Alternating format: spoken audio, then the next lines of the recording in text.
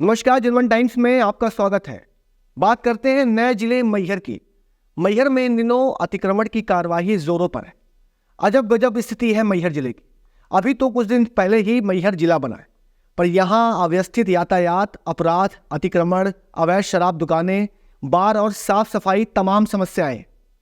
पर इस समय मैहर में प्रशासन नगर पालिका क्षेत्र में कचरा साफ सफाई को छोड़कर अतिक्रमण की कार्यवाही में जुट गया है।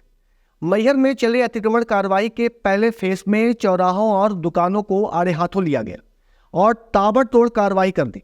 विरोध हुआ तो अब मैहर जिले के विधायक श्रीकांत चतुर्वेदी ने प्रशासन और कलेक्टर के साथ बैठक करके 3 दिनों का अल्टीमेटम दिलवा दिया कि पहले फुटकर व्यापारियों के विस्थापन और जगह की व्यवस्था होगी और फिर कार्रवाई की जाएगी। हालांकि पूर्व विधायक नारायण त्रिपाठी ने भी प्रशासन की चल रही अतिक्रमण की इस कार्रवाई का विरोध किया था और चुटकी लेते हुए कहा था कि मैहर के कटरा बाजार को सिंगापुर की तर्ज पर ना बनाया जाए। पर सवाल यह है कि हाथ ठेला फुटकर व्यापारी के विस्थापन की प्रक्रिया और स्थान पहले भी दिए जा चुके हैं, वो चाहे अग्रसेन चौराहे के पास नई सब्जी मंडी हो या ठीक उससे सटी तथाकथित चौपाटी, जो सुनने में तो किसी बड़े शहर जैसी लगती है।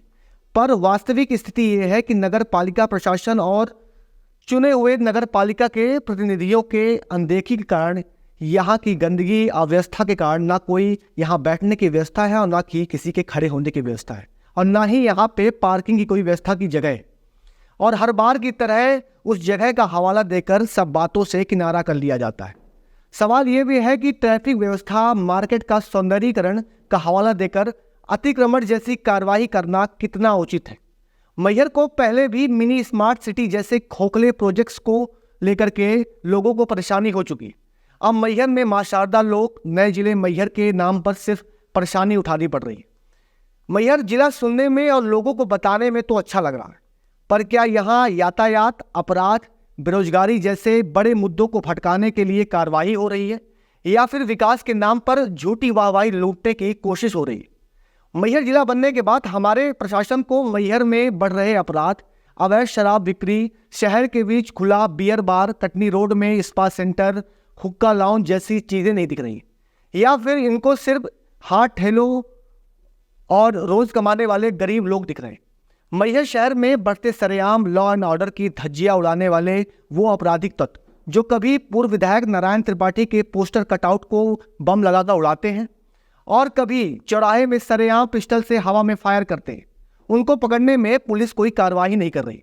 देवी मंदिर के दुकानदारों के दलाल जो तेज रफ्तार वाली मोटरसाइकिलों से बाहर से आने वाले दर्शनार्थियों को दर्शन और प्रसाद के नाम पर ठगी करते और ग्राहक को पकड़ने की जद्दोजहद में तेज रफ्तार से बाइक चलाते हुए अपने साथ साथ दूसरों की जान जोखिम में डालते हैं।